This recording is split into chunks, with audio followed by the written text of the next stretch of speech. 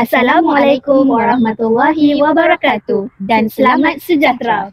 Hari ini saya Nur Kristina binti Abdul Hafiz dan saya Nur Kristina Dania binti Muhammad Saiful akan membincangkan tentang fungsi gramatis ayat dan isu keracuan bahasa dalam sintaksis di media masa sesuai dengan keperluan tugasan sintaksis BMMB 3233.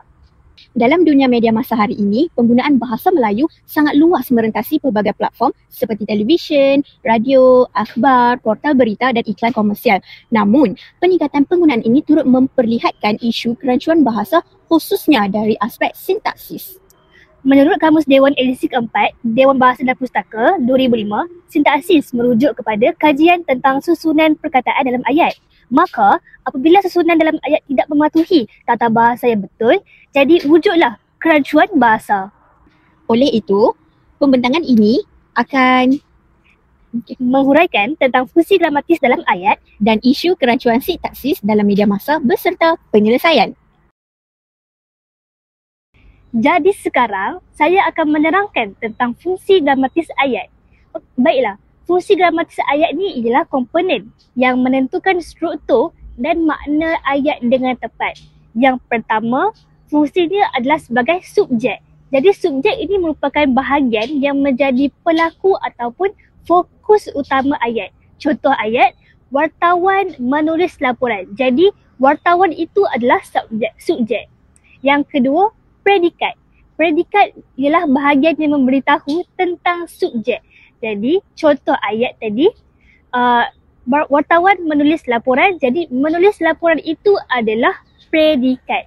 Okey, yang ketiga, objek. Objek ialah perkara yang menerima perbuatan subjek. Contohnya laporan. Laporan tadi adalah objek kepada perbuatan subjek tersebut. Seterusnya ialah penerang. Penerang merupakan kata atau frasa yang memperincikan kata nama. Contohnya, berita sukan itu menarik. Penerangnya ialah sukan. Seterusnya ialah keterangan.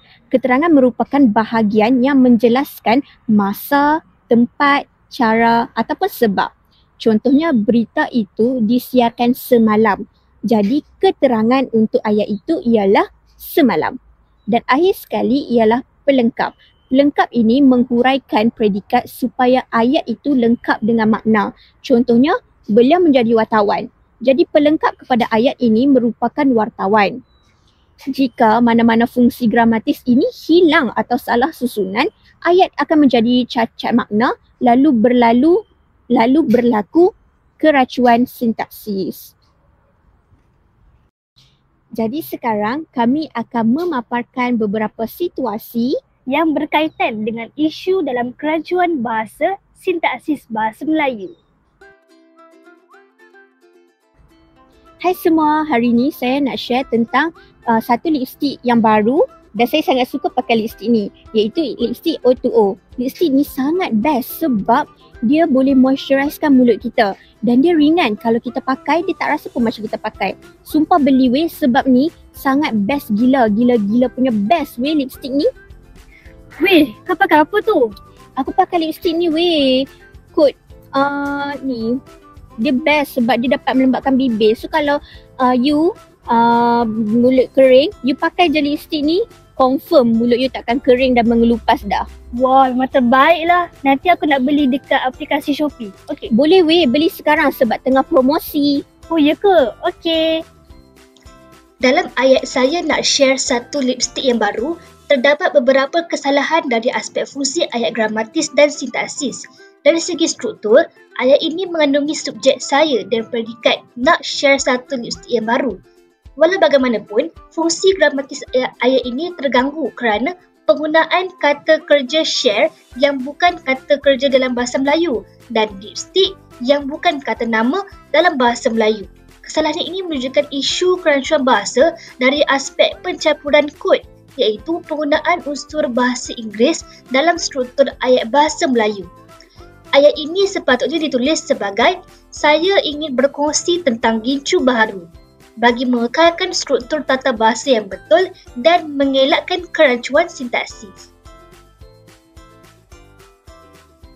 Dalam ayat di atas, berlaku beberapa kesalahan sintaksis yang melibatkan fungsi predikat dan pelengkap. Subjek ayat ialah lipstick ni, manakala predikatnya sangat best sebab dia boleh moisturize mulut kita. Dari segi fungsi gramatis, penggunaan kata adjektif best dan kata kerja moisturize merupakan bentuk kerancuan kerana kedua-duanya ialah unsur asing yang diserap masuk secara tidak rasmi. Selain itu, penggunaan sebab dalam konteks ini turut memperkukuhkan isu kerancuan sintaksis apabila digabungkan dengan unsur bahasa Inggeris seperti best dan moisturize. Namun, dari segi kegramatisian dan gaya bahasa baku, kata hubung kerana lebih sesuai digunakan berbanding sebab kerana sebab bersifat tidak formal dan lazim digunakan dalam pertuturan harian. Ayat tersebut seharusnya digantikan dengan bentuk baku iaitu gincu ini sangat bagus kerana dapat melembabkan bibir kita bagi memastikan struktur tata bahasa dan pilihan perkataan menepati norma bahasa Melayu yang betul. Kis, kenapa muka serius semacam tu? Tengah tengok drama ke berita? Soya. Aku tengah tengok drama Soy, Kampung People. Tapi aku baru perasan ada satu benda ni, dialog dia rojak sangat. Rojak? Maksud kau macam mana? Contohnya dalam satu babak tu, pelakon tu cakap, "What? You ada perempuan lain daripada ayat cantik?" Kalau ikut tata bahasa, ayat tu sepatutnya berbunyi macam ni. Apa? Awak ada perempuan lain yang lebih cantik daripada saya? Oh, jadi maksudnya dia campur bahasa Melayu dengan Inggeris lah ya? Betul tu. Itu yang kita panggil kerancuan bahasa. Kerancuan bahasa ini berlaku apabila struktur ayat Melayu itu dipengaruhi oleh pola bahasa asing. Menurut Kamus Dewan Bahasa dan Pustaka tahun 2005, sintaksis ialah aturan dan susunan kata yang membentuk ayat. Tapi bila kita ada campur rukut macam tu, struktur ayat kita jadi tak gramatis lah. Jadi kalau ikut fungsi ayat gramatis, apa yang salah sebenarnya? Dalam ayat, subjek itu mesti sepadan dengan predikat. Ayat tu guna you ada, sedangkan dalam bahasa Melayu, subjek dan predikat perlu selaras dari segi morfologi dan makna. Sepatutnya awak ada ataupun kamu ada. Selain itu, struktur you ada perempuan lain tiru bentuk ayat Inggeris. Contohnya, you have another girl yang tak sesuai dengan pola sintaksis Melayu. Oh, jadi bila media macam drama popular guna bahasa rojak, orang pun lama-lama ikut cara tu kan? Betul tu Soy. Sebab tu, kerancuan sintaksis dalam media masa boleh mengganggu peranan bahasa Melayu sebagai bahasa perpaduan dan pembentuk identiti nasional. Bahasa ni bukan sekadar alat komunikasi, tapi ia juga merupakan cerminan jati diri bangsa. Betul, kalau kita tak jaga bahasa, lambat laun orang pun lupa cara guna ayat yang betul. Betul sekali. Tapi, jadi bila kita tengok drama, kita kena sedar dan nilai cara bahasanya. Kita boleh suka hiburan, tapi jangan biar bahasa kita hilang aturan. Hai Dania, aku nak tunjuk satu lagu yang tengah tular sekarang ni. Tajuk dia menarik, tapi aku perasan satu benda pelik dalam liriknya. Cuba kau dengar lagu ni.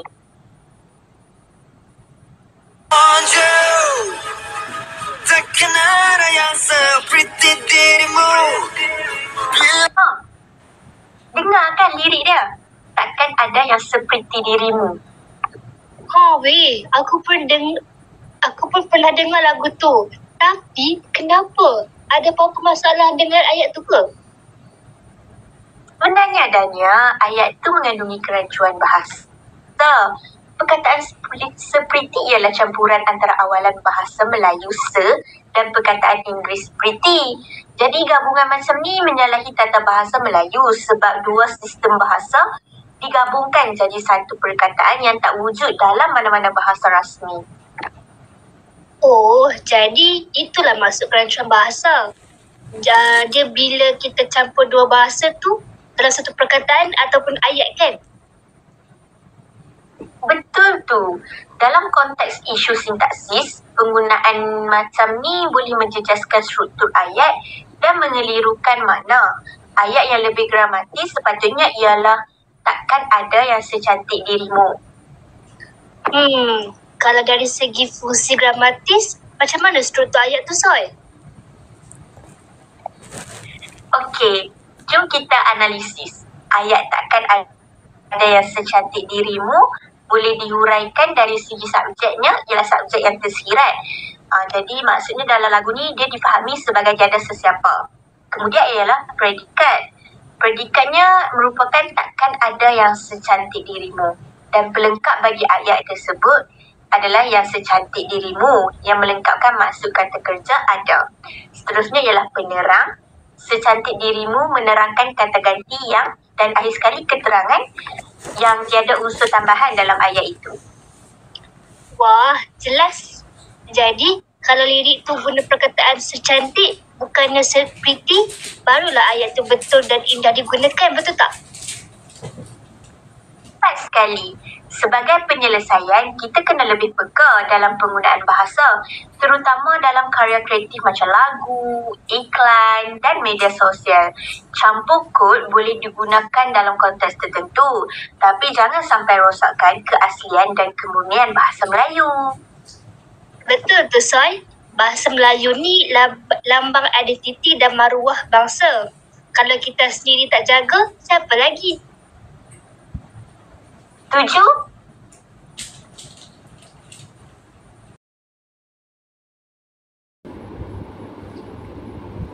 Para siswa pendidik dipersilakan untuk mengambil tempat kerana perhimpunan akan bermula sebentar sahaja lagi. Di sini terdapat beberapa pengumuman berkenaan perjalanan majlis kita pada hari ini. Para hadirin diminta untuk mengambil perhatian agar demi memastikan kelancaran majlis. Sila pastikan telefon bimbit anda diletakkan dalam mod senyap atau dimatikan sepanjang majlis berlangsung. Dalam bahasa Melayu, kata hubung agar dan demi tidak boleh digunakan serentak kerana kedua-duanya mempunyai fungsi sintaksis yang berbeza. Perkataan agar ialah kata hubung pancangan keterangan tujuan, digunakan sebelum klausa. Perkataan demi ialah kata seni nama yang digunakan sebelum kata nama ataupun frasa nama. Apabila kedua-duanya digunakan bersama agar demi, ayat itu menjadi tidak gramatis kerana berlaku pertindihan fungsi tata bahasa, iaitu dua unsur tujuan digunakan secara serentak tanpa keperluan. Hal ini merupakan bentuk kerancuan sintaksis kerana pengguna mencampurkan dua penanda tujuan secara berlebihan. Dalam konteks rasmi seperti teks majlis, penggunaan yang tepat perlu dipilih bagi mengekalkan kesantunan dan kejelasan maksud. Saya terbaca satu hantaran di media masa yang berbunyi, hantaran ini jelas memperlihatkan isu kerancuan bahasa, iaitu penggunaan dua bahasa iaitu bahasa Inggeris dan bahasa Melayu dalam satu ayat yang sama. Fenomena ini semakin berluasa dalam kalangan pengguna media masa. Namun dari sudut isu sintaksis, gaya bahasa seperti ini menjejaskan kegramatisan dan keindahan struktur ayat Melayu. Walaupun niatnya untuk menegur atau meluahkan perasaan, pencampuran kod dan penggunaan bahasa kasar boleh menurunkan martabat bahasa Melayu. Ayat tersebut boleh diperbetulkan agar lebih sopan, gramatis dan kekal tegas seperti berikut. Dari sudut fungsi gramatis, ayat ini boleh dihuraikan seperti berikut. Dari segi subjek, itu merujuk kepada alasan yang dimaksudkan. Predikat adalah alasan untuk segala sumpahan dan sikap buruk itu. Pelengkap untuk segala sumpahan dan sikap buruk itu menjelaskan maksud kata kerja adalah. Keterangan, jika sudah tahu diri tidak sihat, sebaiknya janganlah bercinta dahulu dan janganlah pula menyusahkan orang lain, berfungsi sebagai keterangan sebab serta nasihat tambahan. Penggunaan ayat yang gramatis dan sopan bukan sahaja menunjukkan penguasaan bahasa yang baik, malah mencerminkan kepribadian dan nilai kesantunan seseorang. Seperti yang ditekankan dalam isu sintaksis dalam kursus, usaha meningkatkan taraf bahasa Melayu perlu diterapkan dalam semua bentuk komunikasi termasuk media massa. Bahasa yang betul bukan sekadar alat menyampaikan mesej tetapi juga lambang identiti nasional, perpaduan masyarakat dan cerminan kematangan pemikiran bangsa.